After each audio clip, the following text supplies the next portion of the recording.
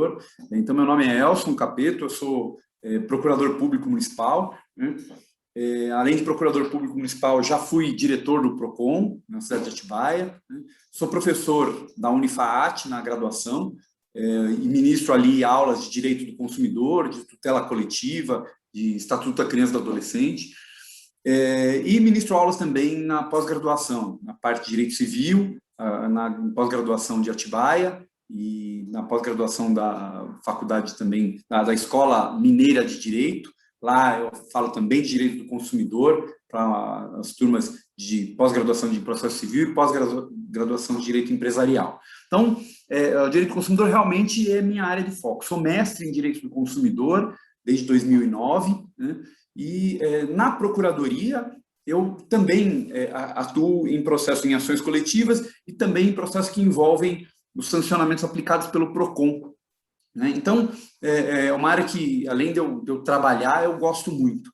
É bacana isso, porque quando você trabalha com o que você gosta, você não trabalha, né? Você se diverte, você se delicia.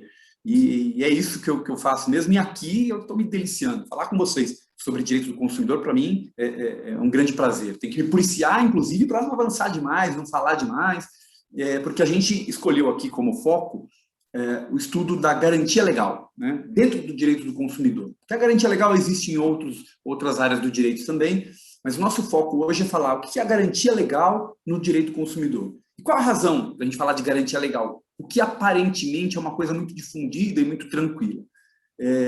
Eu digo aparentemente porque não é nada difundido e não é nada tranquilo, né? As jurisprudências são infinitamente pulverizadas aí no dia a dia da advocacia, e piorando ainda mais os conceitos que vêm errado, né, do dia a dia, do coloquial, da forma coloquial de tratar o direito no dia a dia do comércio. Então, por esse motivo, eu escolhi falar da garantia legal da seguinte forma. Primeiro, explicar o porquê que a gente disciplina o direito do consumidor e a garantia legal. Por que o direito do consumidor, em 88, teve esse comando para iniciar uma normatização. E depois, né, falar exatamente qual é a amplitude disso tudo e qual é a razão, né? Então, qual é o motivo, o que trouxe até aqui e o que a gente pretende daqui para frente com a disciplina do direito do consumidor e da garantia legal. Então, é muito bacana isso. E o mais bacana disso tudo é que as razões, né, os motivos, aliás, eles justificam e esclarecem muitas das dúvidas que a gente tem na leitura do dispositivo. Por quê? Os dispositivos do direito do consumidor são dispositivos principiológicos, né? E um dispositivo principiológico, ele não é claro, ele não é objetivo, né? Ele vai demandar uma interpretação, né? E uma interpretação normalmente que envolve um conhecimento mais aprofundado, né? Essa interpretação basicamente vai partir da ideia de o propósito do direito do consumidor. E qual é o primeiro propósito? O primeiro propósito é o seguinte: lá em 1988, né, a economia do país ainda não era aquela economia pujante, a economia que a gente vê hoje, né, há 30 anos atrás, 40 anos atrás, o Brasil ainda não tinha esse desenvolvimento econômico que tem hoje, né, a variedade de carros na rua, né?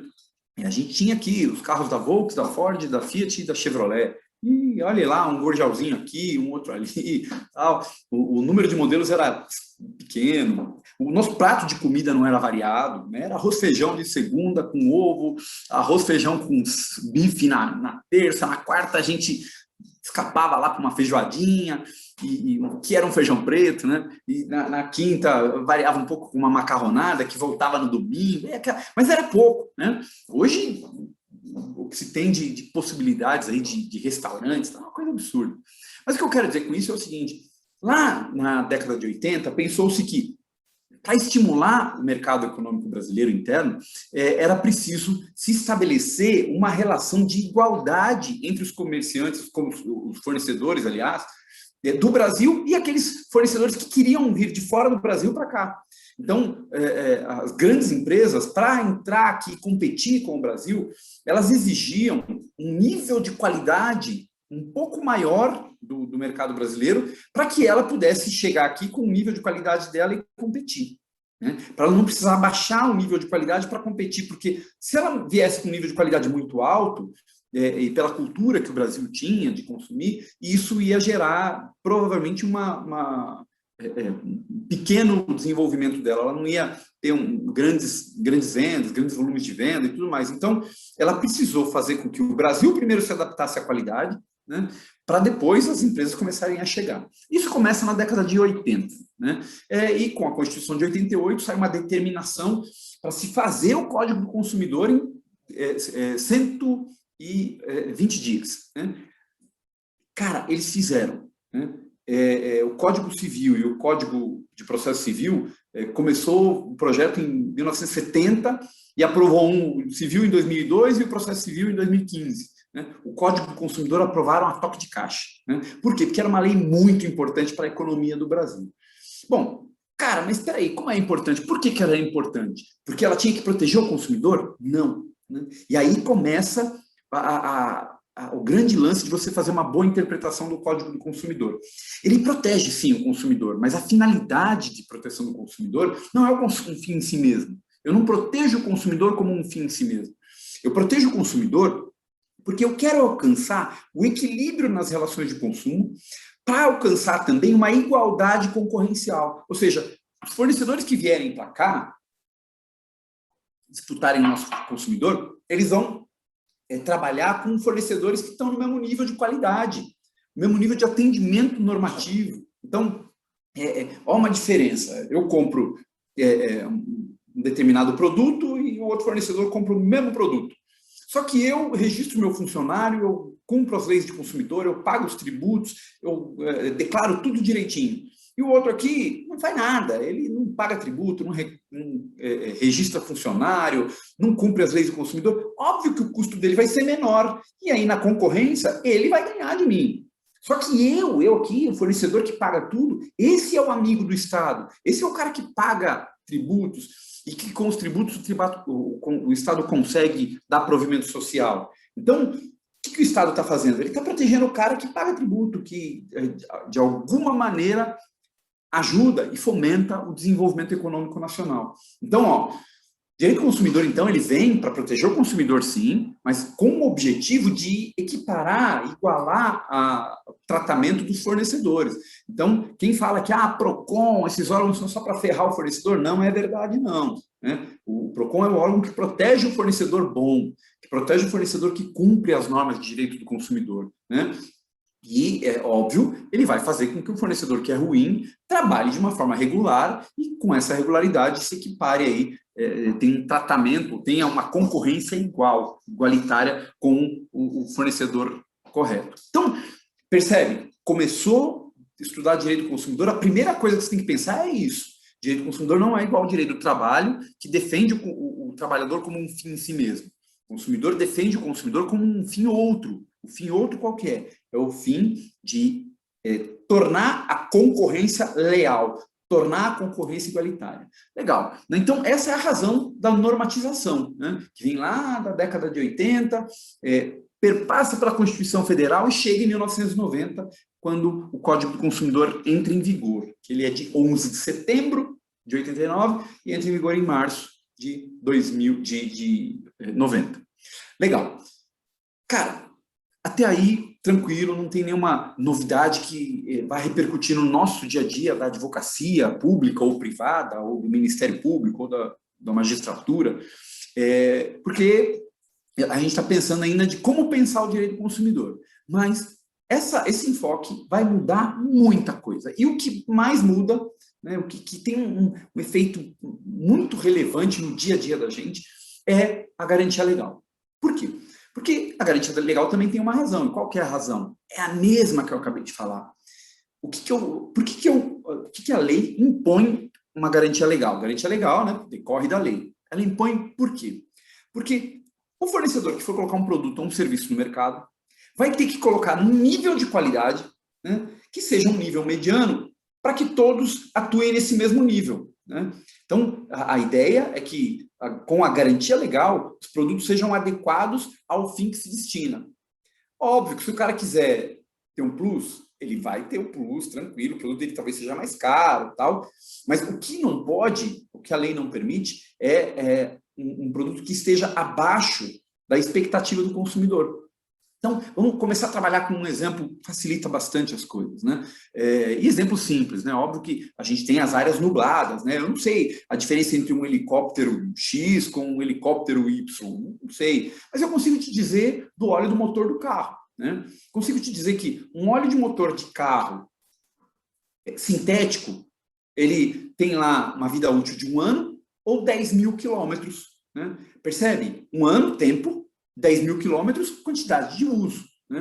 Não estou falando só em tempo, garantia legal não é só tempo, né?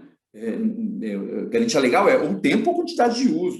Quem é jovem como eu, né, que está na casa dos cinquentão, né, lembra da propaganda da BIC. BIC era um acendedor de um isqueiro, né, e que falava lá, BIC vale por 1.000 fósforos. Aí a publicidade era o cara acendendo o bique e aparecendo palitinho de fósforo, ficar aquela montanha de palito de fósforo. O que eles estavam dizendo lá? Que a expectativa que você vai ter de um bique é que ele vai acender 1.000 vezes. Cara, se ele acender 200, tá com problema, né? Ele não atendeu o que a lei determina, que é o quê? Atender a expectativa que o consumidor tem do produto. Cara, acendeu 200 vezes, pifou, tá, a garantia tem que cobrir, a BIC vai ter que resolver esse problema, né? A mesma coisa do óleo, né? 1 ano e ele não lubrificou o motor da forma que ele tinha que lubrificar, óbvio que ele está com vício, né? E a gente tem também o óleo mineral, né? O óleo sintético, 1 ano a 10 mil quilômetros, e o mineral, 5 anos ou 6 meses. Percebe? O óleo mineral, ele está atendendo aquela expectativa média do consumidor. É que o sintético ele está um pouco a mais, né? Percebe?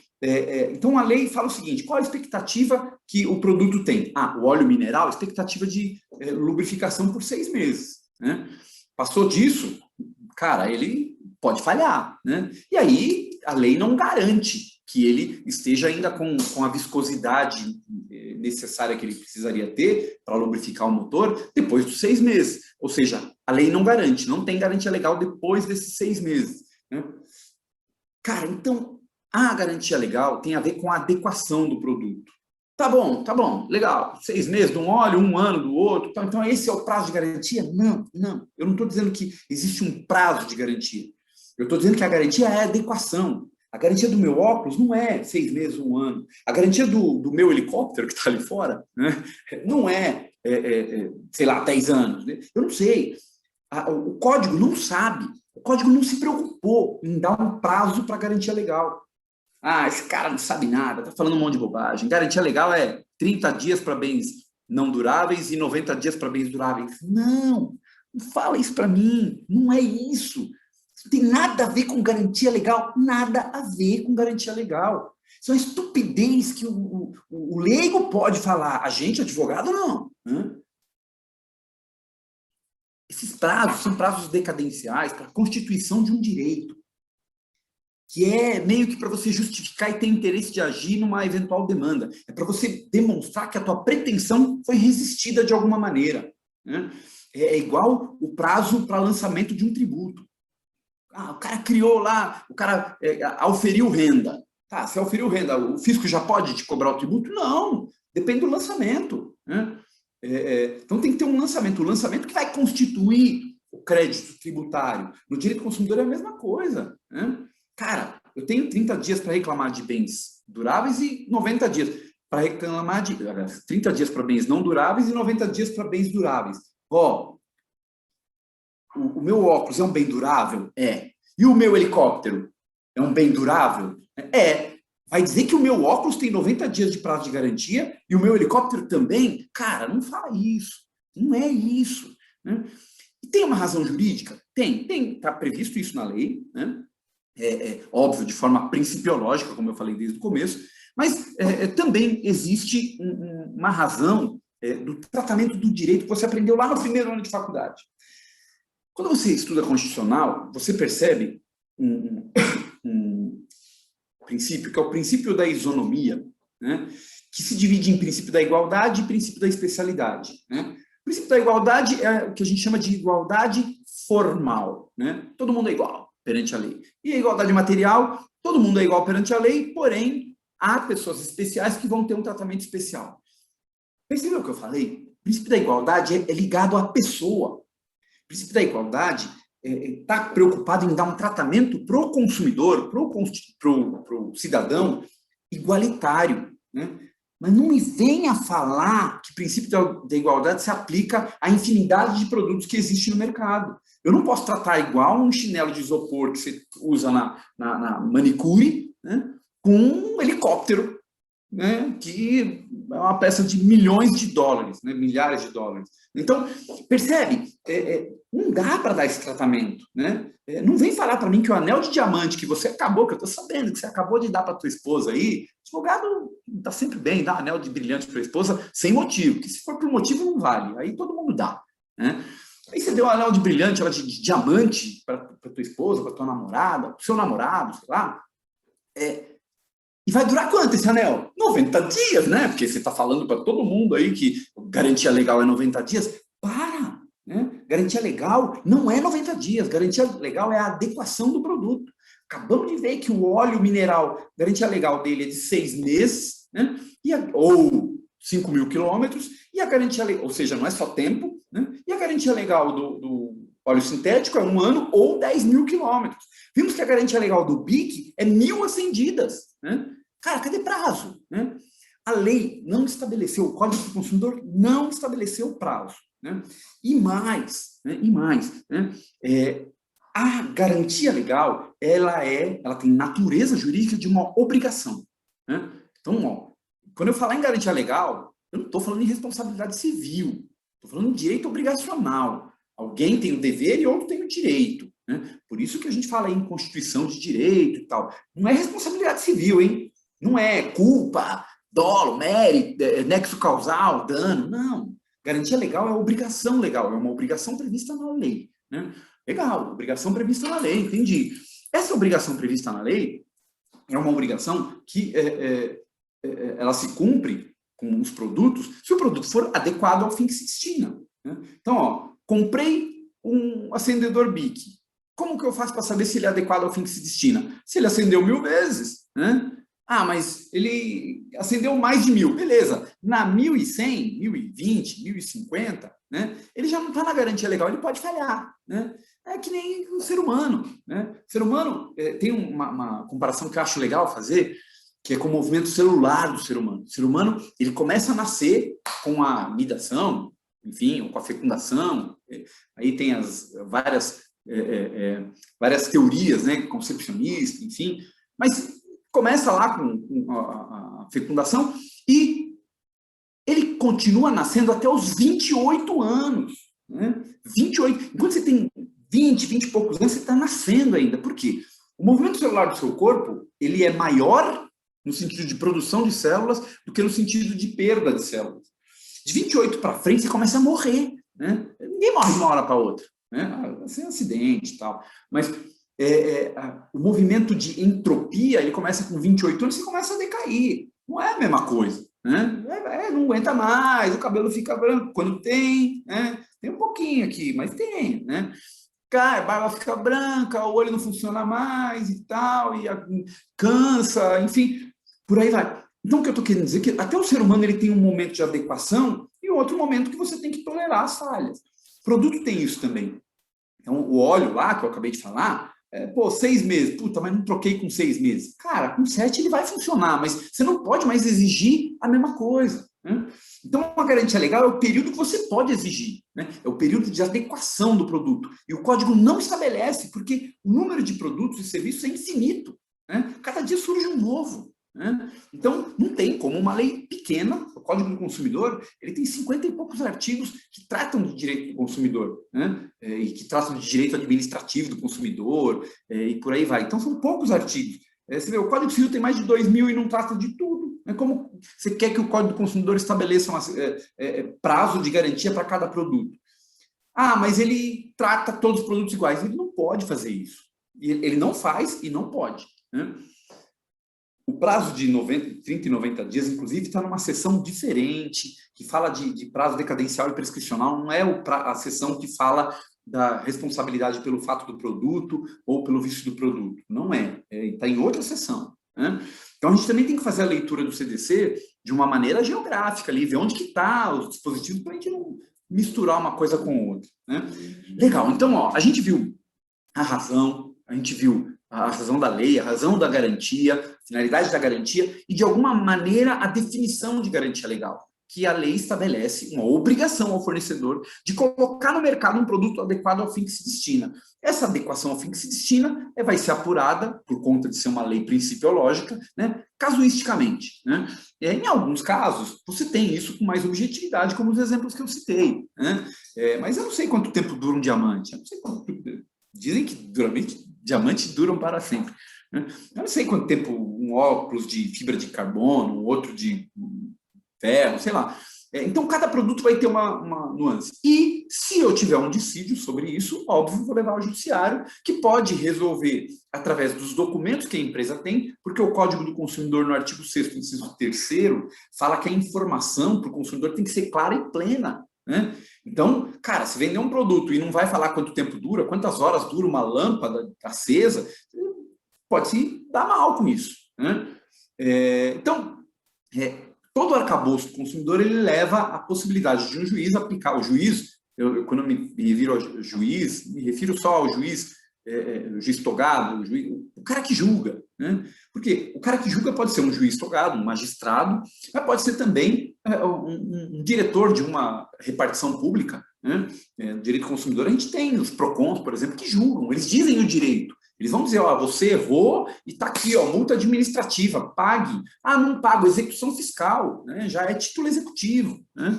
Vai falar que isso não é dizer o direito? Óbvio que é, né? Então, esses caras também julgam, né, o direito do consumidor, e quando julgam o direito do consumidor tem que ter esse conceito todo que a gente está tentando falar aqui para vocês muito rapidamente, né? Legal. Bom, então eu sei o que é direito do consumidor, sei que a amplitude da garantia legal tem a ver com a adequação de cada produto, da infinidade de produtos que existem. Sei que o produto não é tratado de maneira igual, sim o consumidor é tratado de maneira igual, né? E aí pode vir a pergunta, falar assim, peraí, professor, mas se o consumidor é tratado de maneira igual, né? Como que eu faço para tratar de maneira igual o consumidor do relógio e o consumidor do helicóptero? Pois é, o consumidor é tratado de maneira igual. Então, o consumidor que comprou um relógio vai ter, bem durável, vai ter 90 dias para reclamar de um vício que apareça durante o período de vida útil do relógio. Legal? Ó, apareceu um vício, parou de funcionar. Do dia que parou de funcionar, eu tenho 90 dias para reclamar, para constituir meu direito. Falar, fornecedor, esse produto aqui não é adequado ao fim que se destina, né? Aí o fornecedor vai falar, putz, não é mesmo, daqui que eu arrumo. Arrumou, aqui, ó, novinho, zerado, legal. Beleza. Ele adequou, ele pegou um produto inadequado e adequou, cumpriu a obrigação legal dele, está resolvido. Mas o fornecedor pode chegar e falar assim, não vou arrumar, procura os seus direitos e tal. Quando ele falou isso, ele resistiu à pretensão do consumidor e, a partir daí, o consumidor pode entrar com a ação. Antes disso, não pode. Para discutir garantia legal, não pode. Vai ter falta de interesse lá na frente. Você não constituiu o seu direito. Então, eu dei um tratamento para o cara do relógio, exigindo dele agir, largar o serviço dele lá, largar a família lá, para ele reclamar e constituir esse direito. Dei 90 dias para ele. E o cara do helicóptero? Também. O helicóptero tem uma luzinha aqui que não está acendendo, tal, e pelo manual fala que essa luz aqui tem que durar tanto tempo, tal, e está dentro desse período, eu não estou falando de garantia contratual, hein? Certificado de garantia, não estou falando disso, estou falando de garantia legal, obrigação imposta por lei de adequação, ó que termo aberto, né? Legal. O cara do helicóptero vai ser tratado pela lei da mesma maneira, ele tem 90 dias para ir reclamar, né? Aí os consumidores de bem não durável, todos vão ser tratados da mesma maneira, vão ter 30 dias para reclamar. Então, percebe? Produto tratado de maneira desigual, porque eles são desiguais, enfim, e a lei não tem necessidade de tratar eles igualmente, né? Então, cada um tem a sua garantia. O ser humano, o consumidor, o cidadão, esse vai ser tratado de maneira igual, cada um que consumir bem durável vai ter 90 dias para reclamar, não importa se ele é rico ou se ele é pobre, não importa se ele é dono de um helicóptero ou de um reloginho, né?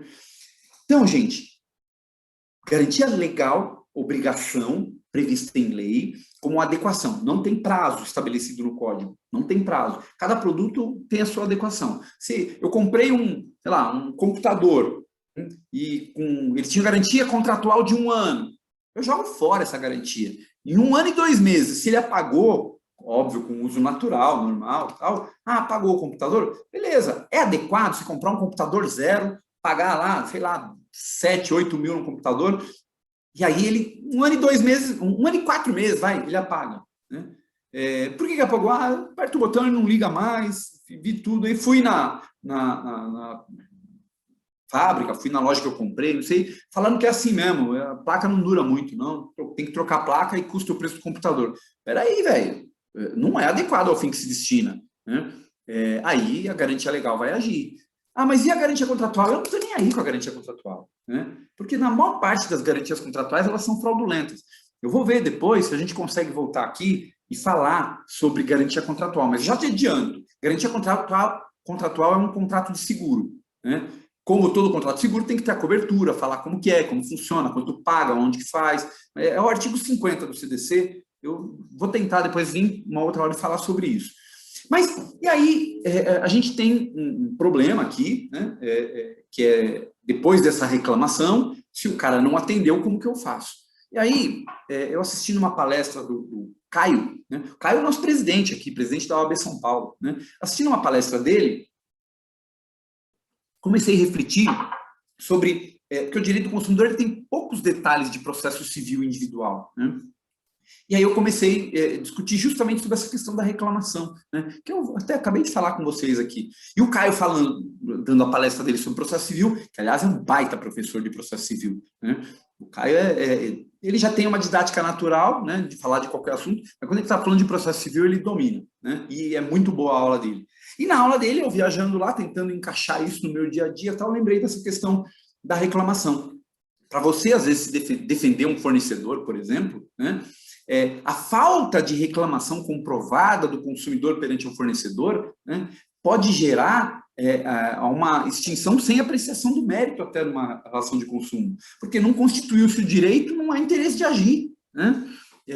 Enfim, os aspectos processuais aqui, eles, que permeiam essas questões, são vários, né? E tem alguns outros que são mais claros, como competência e tal, mas essa questão da reclamação como uma forma de constituir o direito, ela tem um reflexo processual muito importante, muito importante. E você que vai defender um consumidor, tem que tomar cuidado também, né? Para constituir a reclamação direitinho, dentro do prazo, demonstrar que está dentro do prazo de adequação do produto, e que você fez a reclamação dentro desse prazo, dentro do prazo de 90 dias, que a reclamação não foi atendida em 30 dias, ou que foi negada, ou que depois da reclamação o defeito surgiu novamente, enfim. Então percebe que esse momento é importante pra caramba para o advogado que vai defender o consumidor e para o advogado que vai defender o fornecedor. Então os aspectos processuais disso são bastante importantes, são essenciais. Né? Bastante importante. Tá, professor, e você falou da garantia contratual aí. A garantia contratual, gente, tem uma lenda urbana aí que fala o seguinte: a garantia contratual é complementar à legal, logo soma os prazos. Eu acabei de falar que a garantia legal não tem prazo, né? Cada produto tem um período de adequação. Né? Então, como os períodos são fluidos, eu não sei. Como que eu vou somar prazo? Como que eu vou somar prazo por 1.000 acendidas do BIC mais 90 dias? Cara, é somar, aí álgebra, né? X ao quadrado mais 2, isso não é direito. Né? Se você falar para mim que tem que somar prazo de garantia legal com garantia contratual que não é prazo, que às vezes pode ser 10.000 quilômetros de um óleo sintético, né? Cara, é álgebra, aí não é direito. E aí, confesso para vocês que não sou eu que não sei, não. Vai ler Cláudia Lima Marques, para você ver o que ela fala. A Cláudia Lima Marques, as poucas decisões judiciais que acertam no direito do consumidor, citam Cláudia Lima Marques. Né?